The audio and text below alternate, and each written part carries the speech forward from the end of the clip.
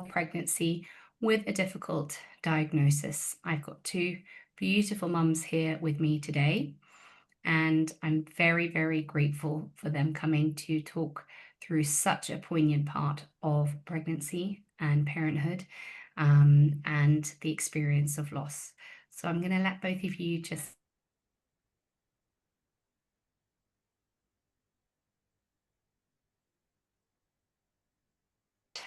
Tessa, I will start with you and get you to just introduce yourself, your baby, and tell us a little bit about your journey, please. My name is Thaisa.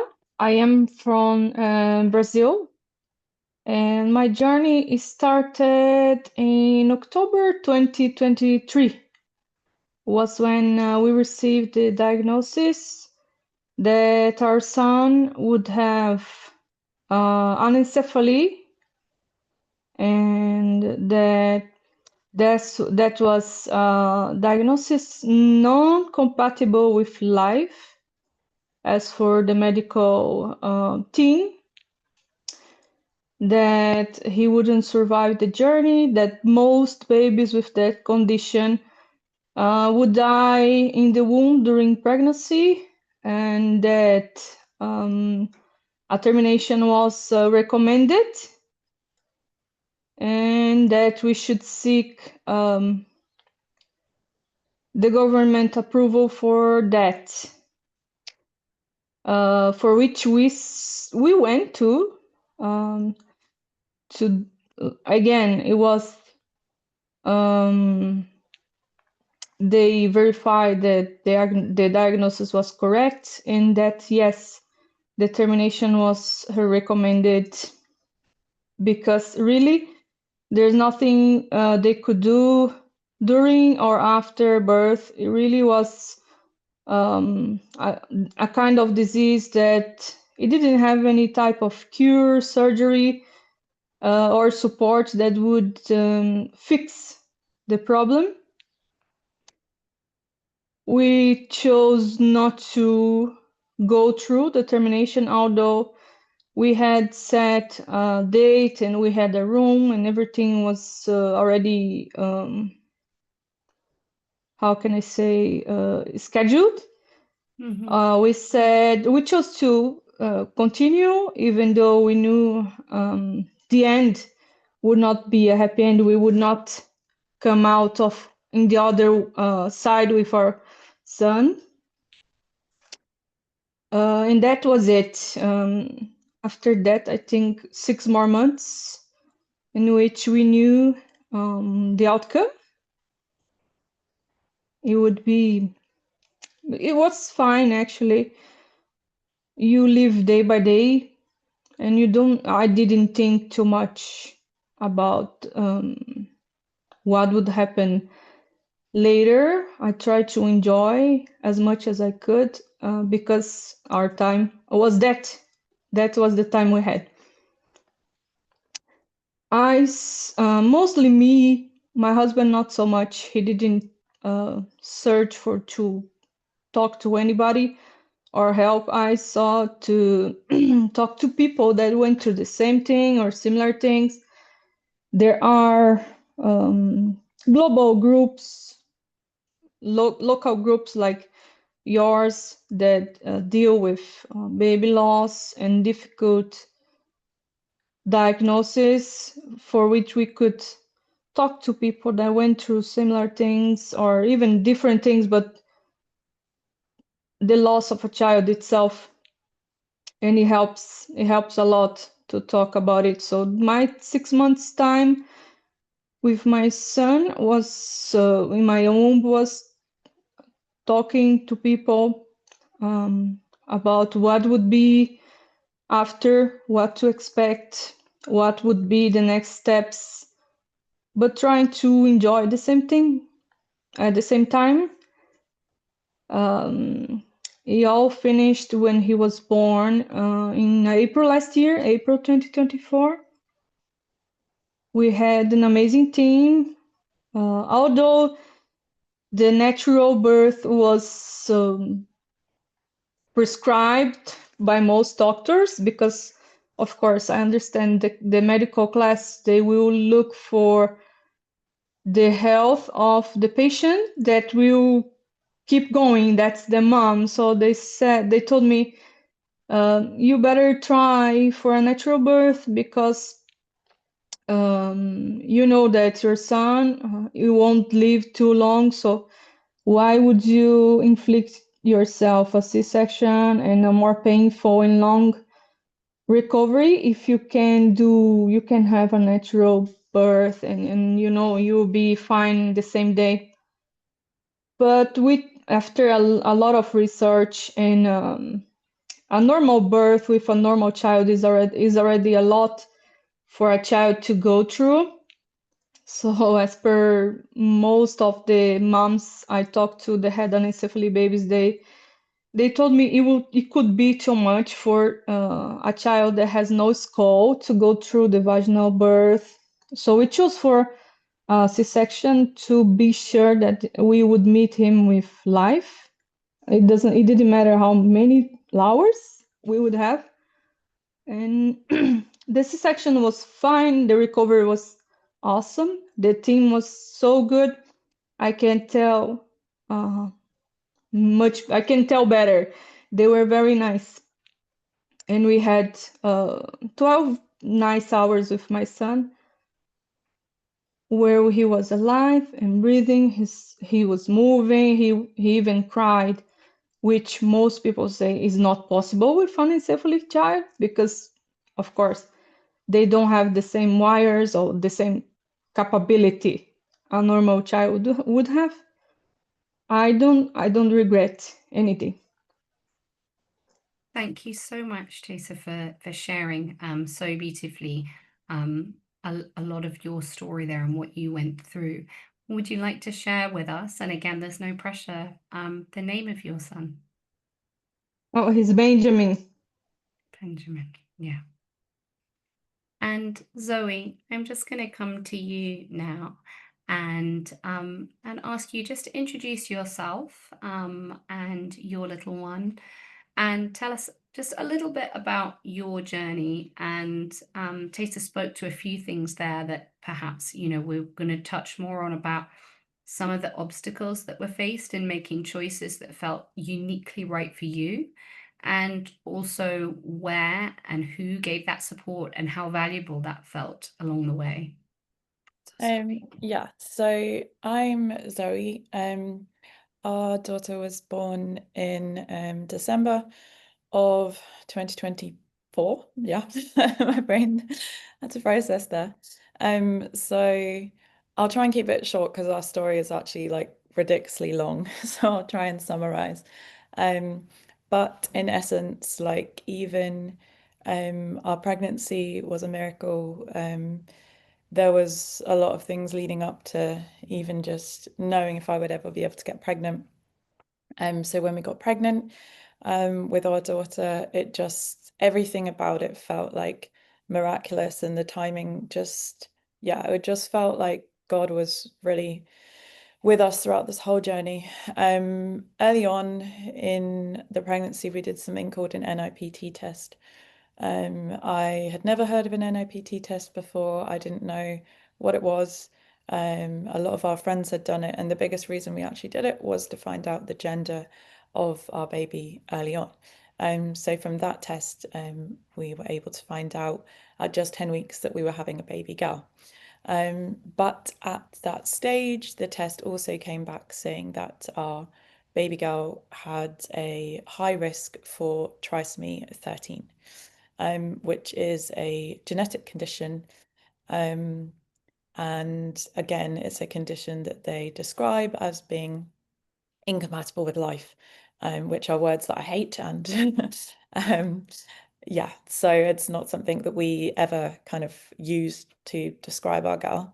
But little did I know that actually, and after doing a lot of research, I began to discover that often the results of an NIPT test are not always 100% accurate because it's obviously tested from the mother's blood and there can be inaccuracies.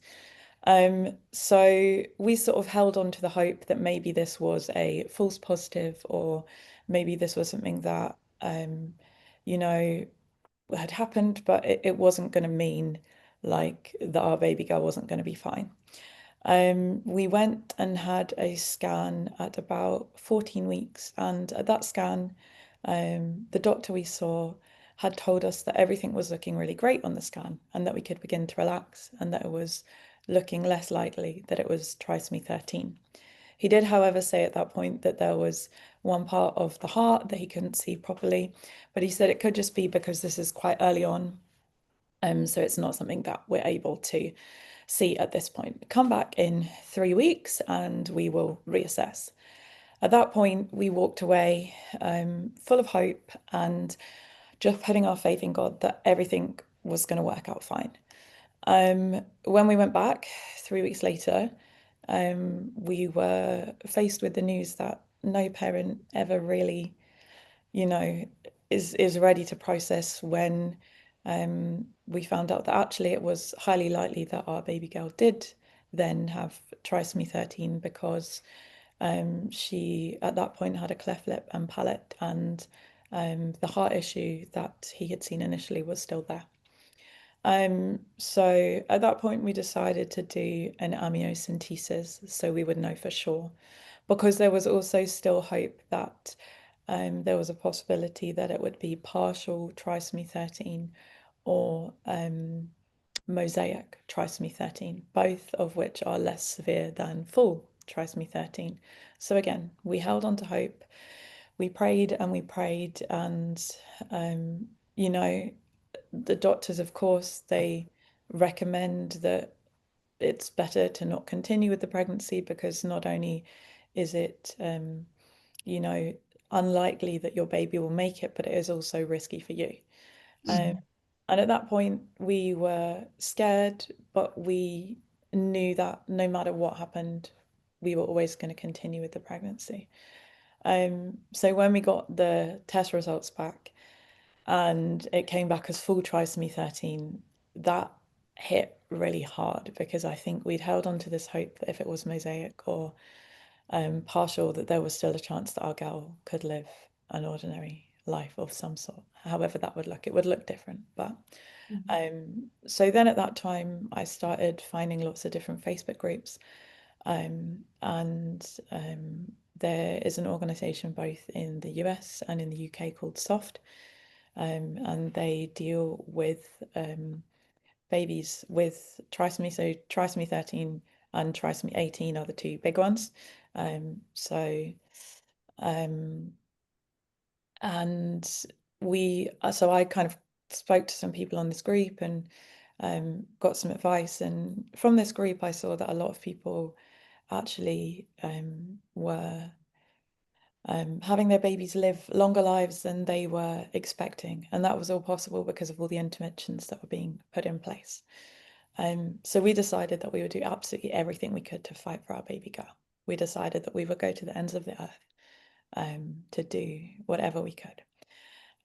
So we were hoping that we would be able to find solutions where we were, but we quickly realized that about half of the world, in fact, most countries in the world, generally don't recommend intervention for a trisomy 13 baby. However, one of the countries that has done some incredible research on it and actually proven and shown that early intervention in trisomy 13 babies can extend their life is in America. So we contacted many hospitals in America. We spoke to many doctors. We did everything we could essentially to fight for our little girl. So she ended up being born at 37 weeks through a natural birth, which was incredible because I didn't even know if she would make it through a natural birth, and she actually did so incredibly well. And her birth was incredible. It was the most beautiful moment of my life. And yeah, and then we ended up getting to spend a full 25 days with her before she passed away. So she was in the NICU for 25 days. But at that point, even while she was in the NICU, we didn't stop. We were constantly in contact with doctors and hospitals, and the hospital that we were at here was, communicating with the hospitals in America, and we were trying to do everything within our power. But the unfortunate part of all of this was that the only country in the world that our medical insurance didn't cover was America. And we had been told that in order for our baby girl to get the heart surgery she so needed to live, we would be looking at about $10 to $15 million, which we did not have, were not able to raise, no matter how hard we tried. And yeah, she passed away before we were even able to get to the point of getting her life flighted to get the surgery in America at that point. But up until the point that she passed away, we did not stop fighting for her. We never believed that she was incompatible with life. She proved us all wrong. She had 2.5 days of breathing on her own, in which she was able to be unintubated, and she actually taught everybody at the hospital so much about trisomy 13. She was the longest baby with trisomy 13 to survive at the hospital there, and everybody learned so much from her, and she has left a real legacy behind. Thank you, Zoe, so much for sharing that. And do you want to share the very aptly named name that you gave to your daughter? Yeah, so it's kind of something that you would have heard me talk about throughout the story. But our daughter was named Hope Ray. And she really was our little ray of hope. Thank you so, so much for that. For sharing Hope, for sharing Benjamin with us. It's so valuable because I think, you've spoken to the weight that those words carry of being given a diagnosis that is termed incompatible with life. That for you, Zoe, that was not a phrase that you've ever attributed to your daughter. And obviously, here in Love Through Loss, we support everyone through every type of experience and understand that there will be those who terminate for medical reasons or maternal mental health reasons, and those who choose to continue a pregnancy when perhaps medical advice may be otherwise, or the counseling may speak more in favor of an alternate option. And to hear both of you share your story is so valuable to be able to have and understand what that journey may look like in different situations as well. Can I ask both of you, you've touched upon it briefly there, what were the biggest support and comfort resources you found during your pregnancy? And were there any things that you found were real barriers or particularly challenging or even possibly traumatic to navigate during your pregnancy? Taysa, I'll come to you first with that.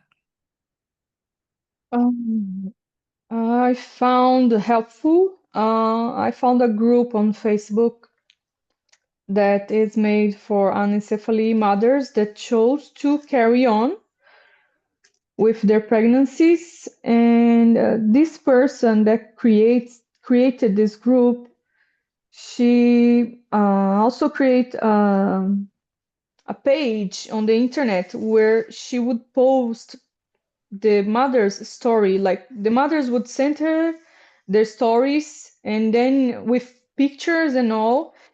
And then there I could read every and each one of them and see how their journey went, what they felt, all the feelings of joy, even where it wasn't supposed to be none.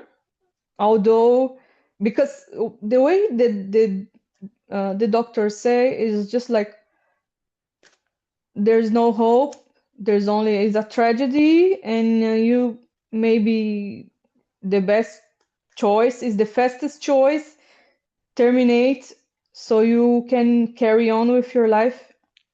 And all these people that defy this order and chose to carry on, they showed so much grace and love. Although some people were like minutes, they had only minutes with their child, it didn't matter. It just didn't matter. It was the best 1 minute they had with their kids. Thank you. Sorry, go for it, please. Yeah, that was the most hopeful for me, to see that it's not just tragedy. You can celebrate every little victory you have in the journey, and every little memory you make. It's things that we will treasure for our entire life. Like Zoe said, it's just a miracle. I feel like every life is a miracle, doesn't matter how short they are. So it was, for me, it was the best decision to carry on, and I had a lot of help from them. And the largest obstacle, I think the thing that was the hardest, was the after the fact, because the laws, I think, most insurances, they only cover if you want to airlift the body of your baby to your home country, they cover. But if you choose to cremate to keep your child with you, then you don't have any cover. I think it must be a cultural thing, and I think that I'm not sure, but they don't believe in cremation, or the insurance, it doesn't cover. Doesn't matter why, it just doesn't cover. And then you have this burden after all the other things you went through already, and your child passing away, and you have to choose if you want to bury it here and never being allowed to take the body to another place, because after you bury here, you cannot remove, never again. It will be here forever.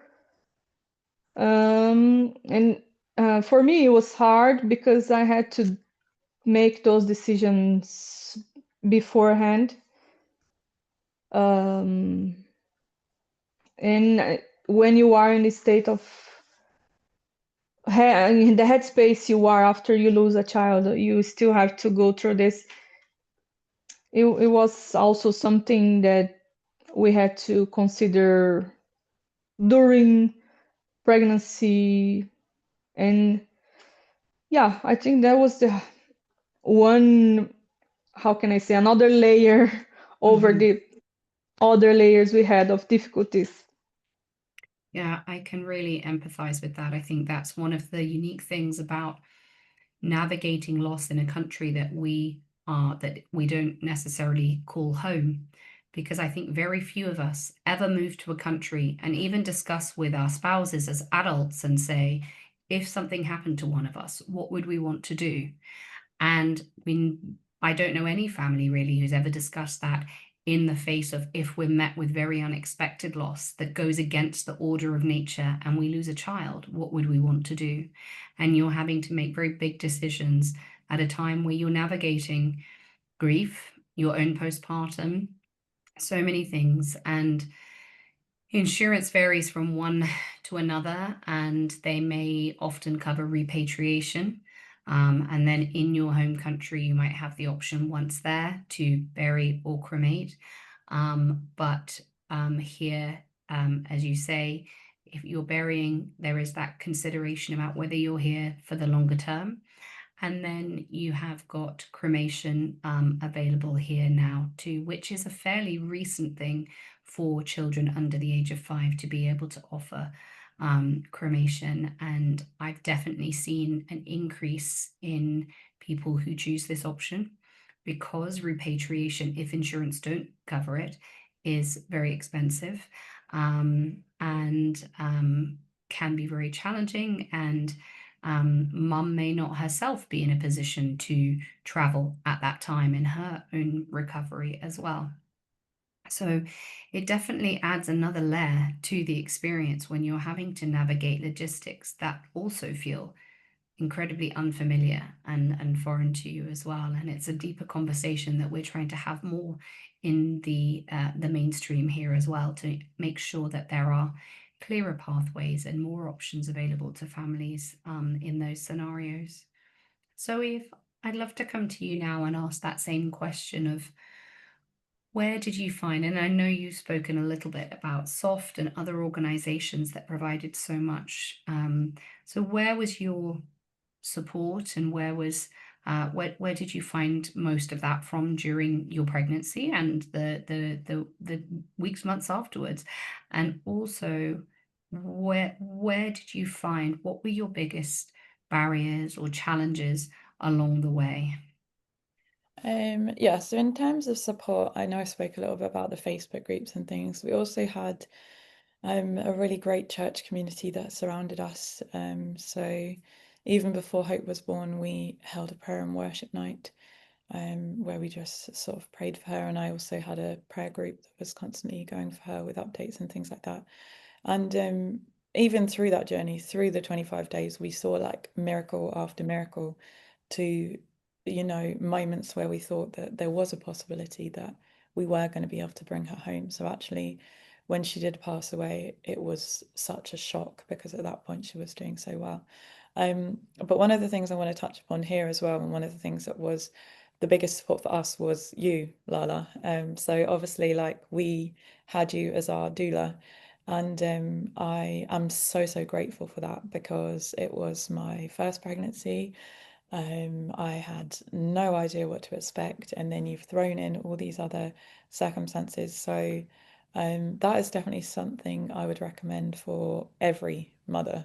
Like, if I know it is an expense, but if you can afford it, like having a doula is incredible. And just because you were able to help us, connect with the hospitals beforehand and talk about all the different options afterwards, but you also kind of held that hope alongside us, which was really helpful.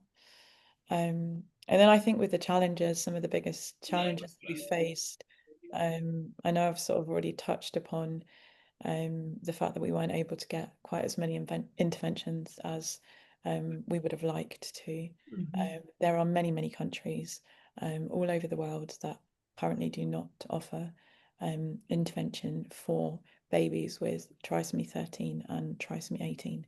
But in America, things are changing, and it is actually crazy seeing all the research that's coming out.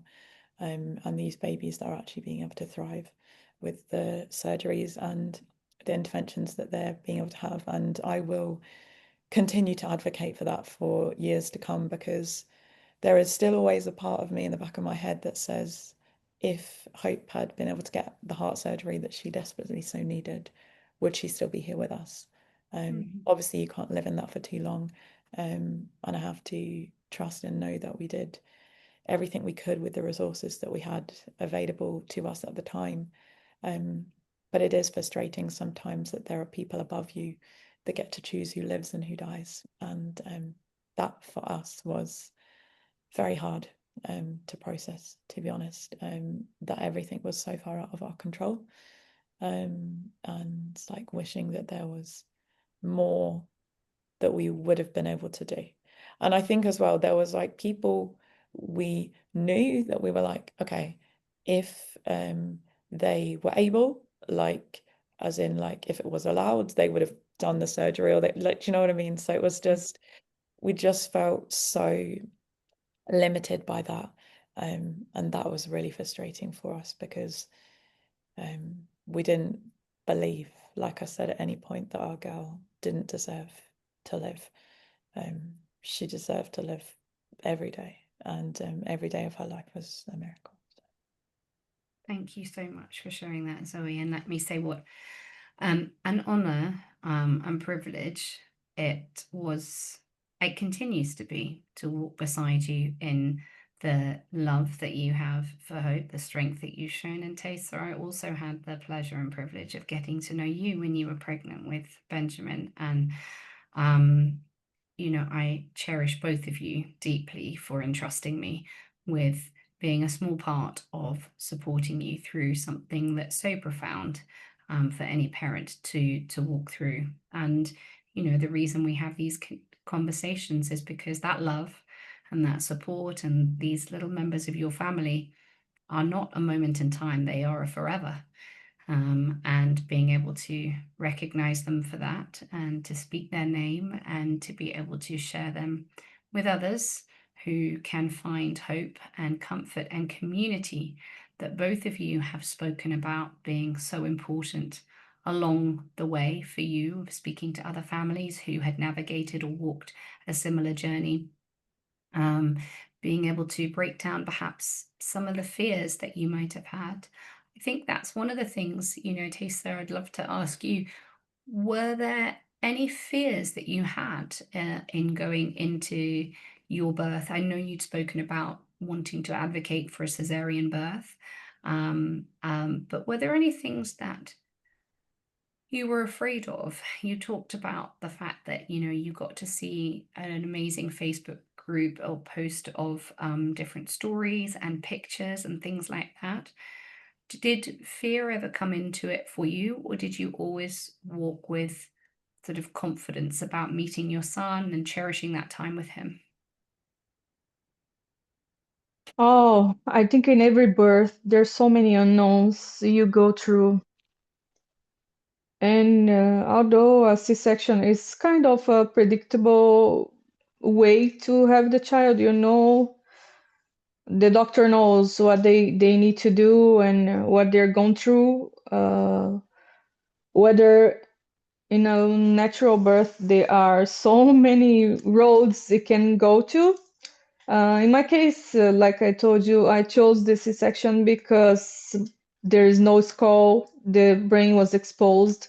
We couldn't try our luck. We didn't want to try our luck, and our son would be passing away, like so many other stories I read in the group, in the website I told you. So that was my observation, that this was the best choice to get the outcome we were looking for. But in general, fears, I wasn't afraid of anything. I had the C-section before, so I kind of knew what to expect. It ended up being much better than the previous one I had with my daughter. The recovery was smooth. I didn't have pain. I didn't have anything after. It was very smooth.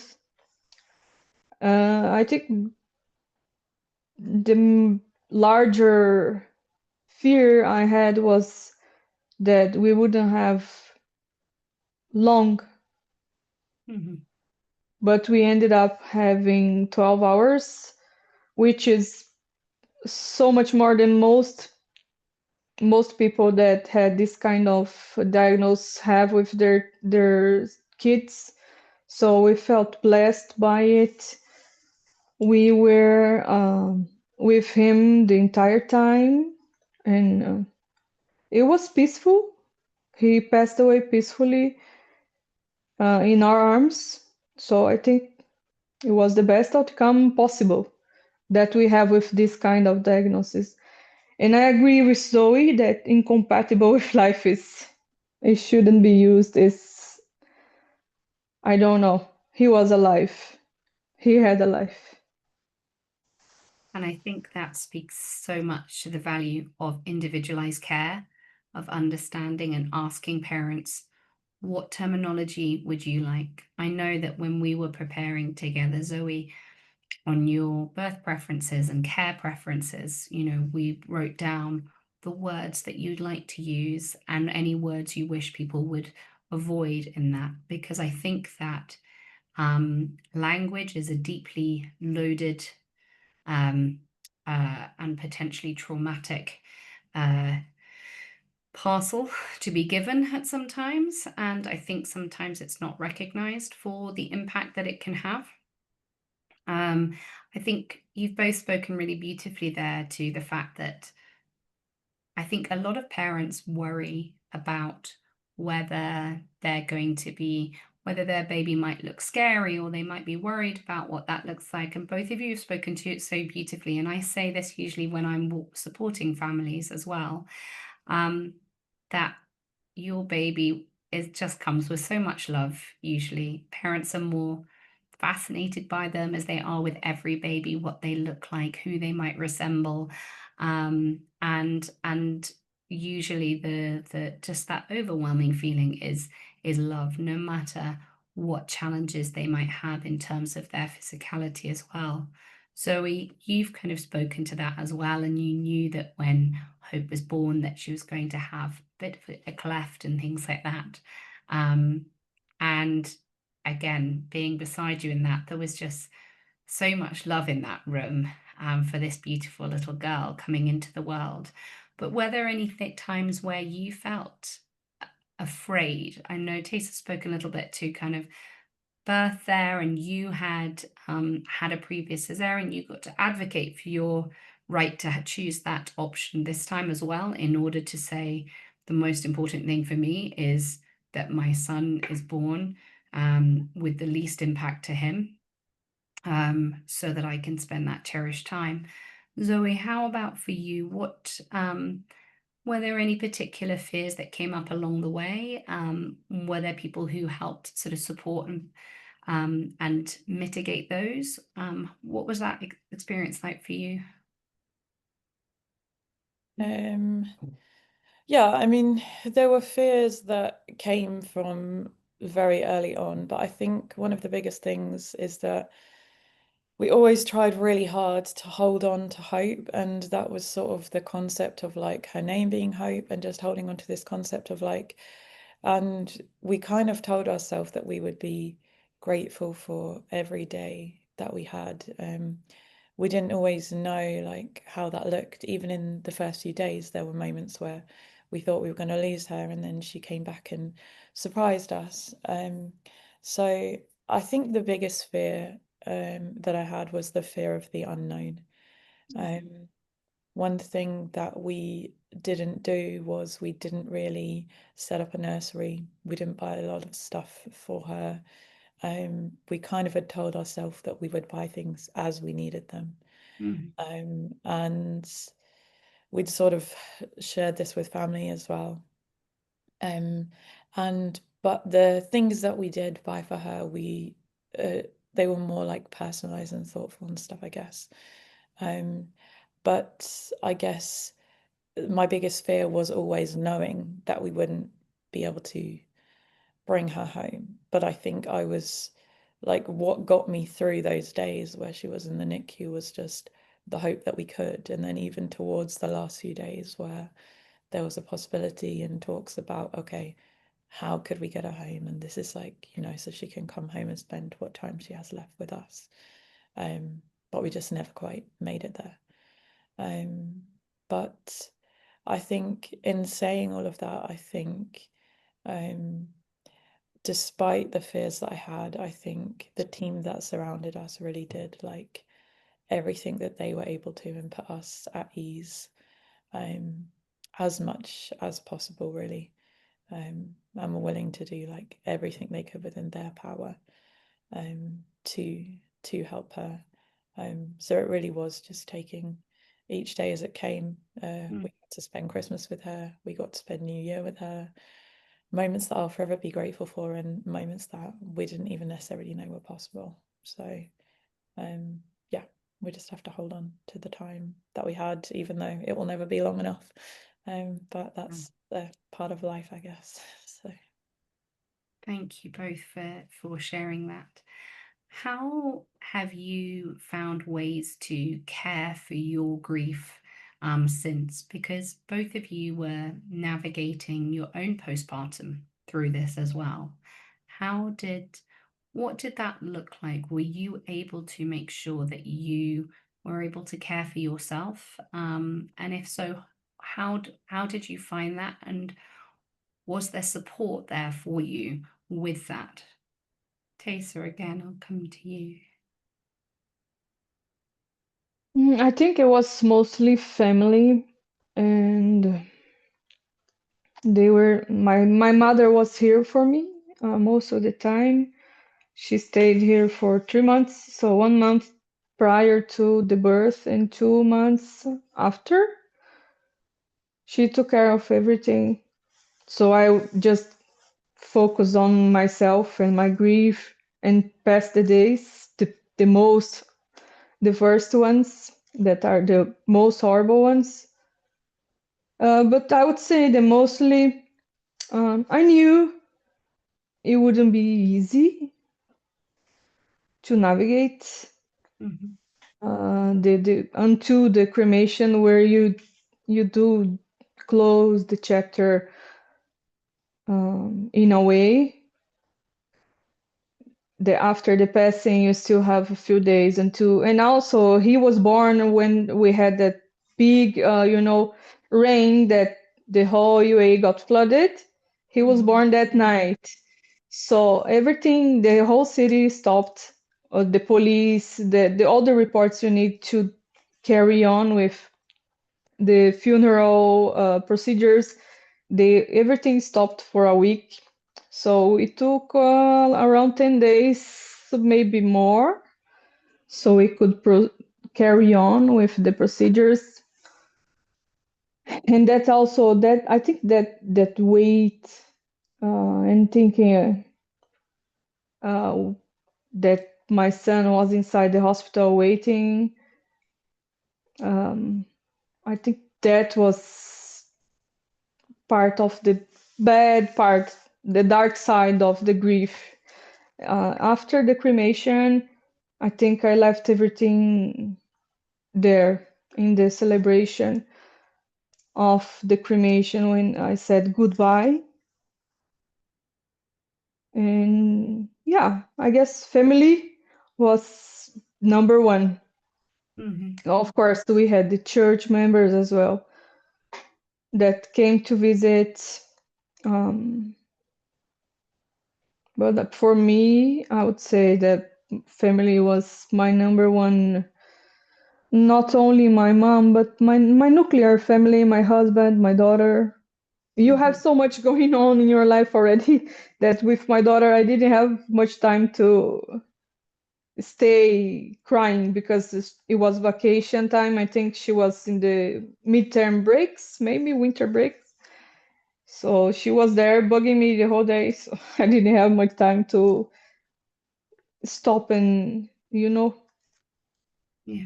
I Lean in. remember that I still had her to, life would have to continue. It do Yeah. carry on. It And does you were carry well on. supported. Were you well supported with things like milk cessation and things like that in terms of your physical postpartum care? Oh yes, because of the C-section, I had to take 10 injections, one per day, with so you don't. I think it's blood Prevention of blood thinners. clots. Yeah. And then I'm Exactly. assuming they gave you And medication to suppress the milk supply as well. they did, yes. I took also some medication for that because at the beginning, the first few hours, the milk doesn't want to come, and we were trying to feed him because we thought that maybe he could use some of the milk since he was alive, he was breathing, his heart was beating. But at this time, the milk didn't come, so we used some formula that the hospital itself provided. But after 3 days, the milk decided to come full force. So we needed to suppress it because also here they don't have milk blood. How can I say, the milk bank? So you cannot donate. I also read some stories that mom that honored their child by donating the milk supply for a year, for example, to the milk bank. And I thought, wow, that is nice. We could do that, but no, here you cannot. We also try to donate maybe the organs that outside of the skull. Everything in my son was perfect. His heart was perfect. All the tissue of his heart, because in the USA, like Zoe said, they use it. They take if the child has some weight, they can the right weight for it. They can take a few organs to help other kids that need. So I thought that this could be also something to honor my son's life, but also here they only do a live donation, so the donor needs to be alive, and they couldn't do kids because here in the UAE they don't have doctors that do this kind of procedures in babies yet, so we could not do that as well. Either way, we did do what we could, and as the milk supply, I had to take the medication to stop it since we hadn't anything to do with it afterwards. Yeah.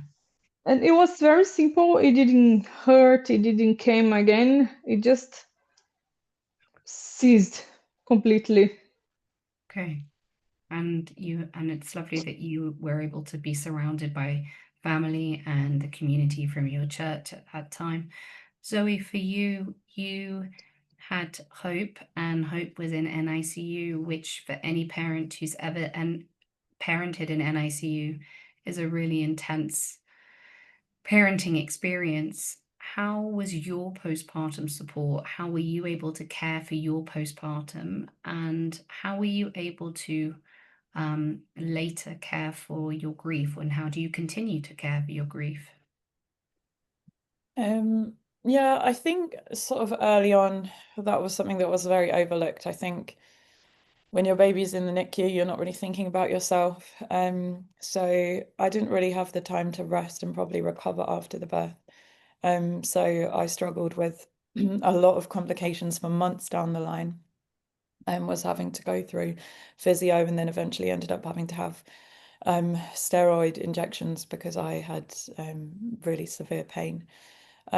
So I think at the time, like it wasn't about me, like it never is when you have a baby in the NICU, like, so I think, yeah, but then I think after she passed away, I think it took a lot of time to actually like process that we weren't going back to the NICU anymore, and we weren't, and I think I possibly did quite a good job of isolating myself because it was really easy. I think especially after Mike went back to work, you know, I didn't have any other kids. I didn't really have anything to get up for. And I think it's very easy to slip into the darkness of grief. And even now, I think I've had to work really hard on my own mental health and how that looks. Dealing with the grief, I mean, it's just 9 months away this month since Hope passed away, and we're still very early in the journey, and there's still days where something still like hit me like it was yesterday. But like so many people have said, like grief just isn't linear. Like there are days where I'm absolutely fine, and then days where I don't want to leave the house, or just like And a on little those thing will hit days, me. Yeah. when you don't want to leave the house, understandably, you're in a position to be able to lean into that. What do you do? What brings you care and comfort, if anything can bring you care and comfort, when actually all that you want is your beautiful baby back? Sometimes like focusing on memories can help, like, and also I think through all of this, I've tried to figure out like what like my purpose through this is as well. Like I've always wanted to do some more meaningful things in Hope's memory. I have some plans coming up to kind of honor her on her first birthday, and things I want to do to feel like I can have a sense of purpose in this as well, like that her life continues to have meaning, like way beyond the days that she actually lived, and that yeah, like that her legacy still Still bringing hope. yeah. Hope still shines. Yeah, absolutely. Thank you so much for sharing everything that you have here. I wanted to ask each of you if there was something that you could go back and whisper into your ear. I'd love to know what it would be, and perhaps when you would have needed to hear it, whether it was at that initial diagnosis, whether it was just before birth. What might you like to have told yourself? I'll see who's got an, I know you may need a moment to think about that, but whenever you have an answer, I'd love you to share.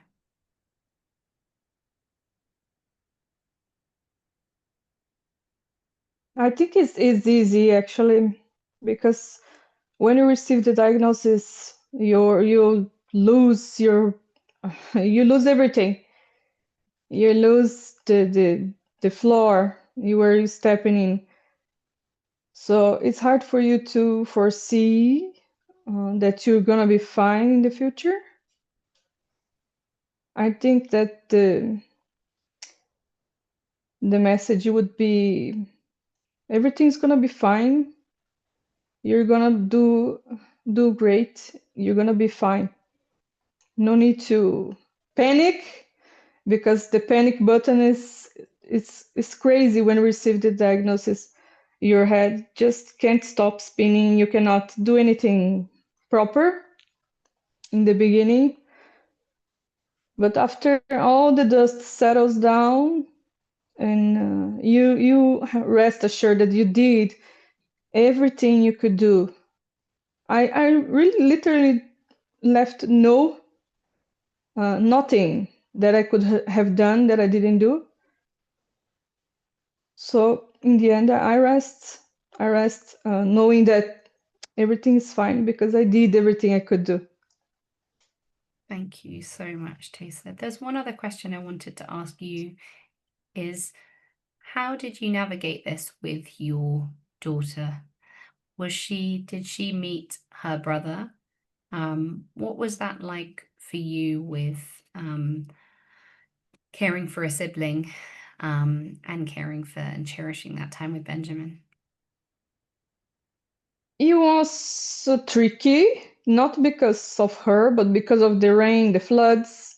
Yeah, of We course. live far from the hospital, and we had to go through, I think the journey that usually takes 35 minutes took 1 hour and something for her to reach the hospital.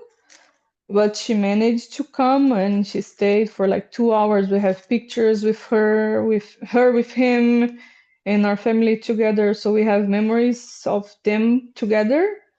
And she knew since the beginning that she had a brother, and unfortunately, we wouldn't take him home.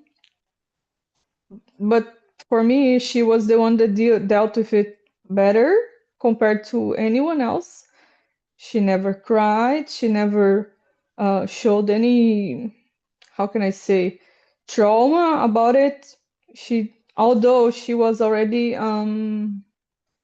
7 years old. No, she was 6 years old, and she dealt with it so well. She would see us crying and would ask, "Why are you crying? Isn't he with Jesus?" So how can I say? She dealt with it much better than anyone I know. She dealt with it with so much grace. What a testament to the grace that you've modeled and the honesty that you showed her as well, and in including her all the way through that journey. I think that often there can be in sometimes still a tendency, as we know, with baby loss in general, to keep it a bit more silenced and a bit more hidden. And actually, it can be so valuable to siblings to be included and to be a part and to meet their sibling and to understand and for us to be allowed to cry and explain why and things. So thank you so much for sharing that, Tess. Zoe, what's something that you might have liked to have just whispered in your ear in retrospect, and when would that have been? When would you have needed to hear those words? Honestly, like it's a really hard one because I don't actually know if I have an answer to your specific question, but something I keep coming back to, and I suppose it's that concept of if I could look back, like where we were before and the decisions we made, is the fact that I wouldn't have changed a thing. Like we wouldn't have done one thing differently. we would have continually fought for our girl. And I guess maybe the one thing that I would say is don't be afraid to advocate, like, Yeah. because I think we obviously, like, there was a lot of no's that we were met with on this journey, but I think there was still a lot of things that happened after Hope was born that were things that we were told wouldn't happen, and then all of a sudden did happen. So, like, us kind of advocating for her and really, I guess, like, pushing the fact that we wanted to have as much time with her and we wanted her to live a life if that was possible. I think that definitely helped in that, like, they really did do everything for her, kind of thing. And we'll forever be grateful for that, because that's what gave us the time that we did have with her. So yeah, Thank you. Thank you so much. Both of you have just shared so beautifully your stories and your Benjamin and your Hope as well. One final question. Both of you have spoken to your faith, the strength of your faith, and the community that your faith and church provide you. Were there any times, in fact, probably unique if there weren't, but were there times where your faith was challenged in this? And how did you overcome that, or how did you navigate that? How was your relationship with your faith changed during this? Tessa. For me, my faith did not diminish at all. If anything, people are the problem in the faith. My faith in God always, if anything, it grew bigger, larger. I think that maybe people inside the church, I felt like they left us down in a few moments, but this is people, this is not church or God itself. So we overcame it by continue our faith with God the way we knew how, and I don't think it changed anything on the bad side. It only grew larger, knowing that it looked like it is a situation that it can make or break someone, and lose a child. But here we are, we stand in the other side. We are not broken. We carry on with a smile, even. It didn't look possible, but here we are. I think it's the only testament the best testament you can have from your faith is that you are in the other side. You are stronger by it, and life goes on, and we go on with the memory of our son with us, and with our son with us, with his ashes with us. Wherever we go, he goes. So we are grateful that we have those memories Thank for you. the entire life. Yes. Absolutely. And Zoe, how about you? I would say my experience was a bit different in a sense. I was very angry at God, and a lot of people knew that. I was quite happy to vocalize that.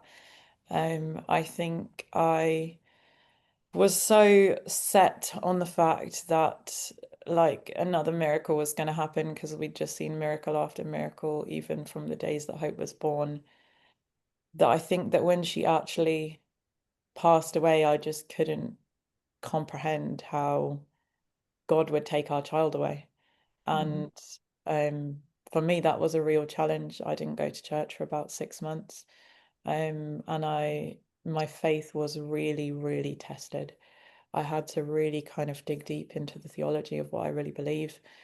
And the one thing that sort of got me coming back to church and sort of got me back in a good place with God was the minute that I began to realize that actually, like, like, God, it's complicated, but it's like, I think I was so angry at God because I was like, why has God allowed this to happen? But then it was that reminder that actually we live in such a fallen, broken world, and that there is so much like beyond that, that it's not. And I think the thing that kind of got me back there in a place of comfort with God was actually knowing that hope wasn't suffering anymore, that hope was in a better place, that hope was somewhere safe. And I think the thing that gets me through every day here on earth is knowing that I'm one day closer to seeing her again in heaven. And that is literally the comfort that gets me through every day. And without that, I don't think I'd be able to get out of bed in the morning, because it's that comfort that keeps me going. And I think I look back now, and although I wouldn't say my faith is probably where it was a year ago, but I'd say it's definitely strengthened a lot more, in the sense that I do still trust God, and I do still believe that He will work all things out.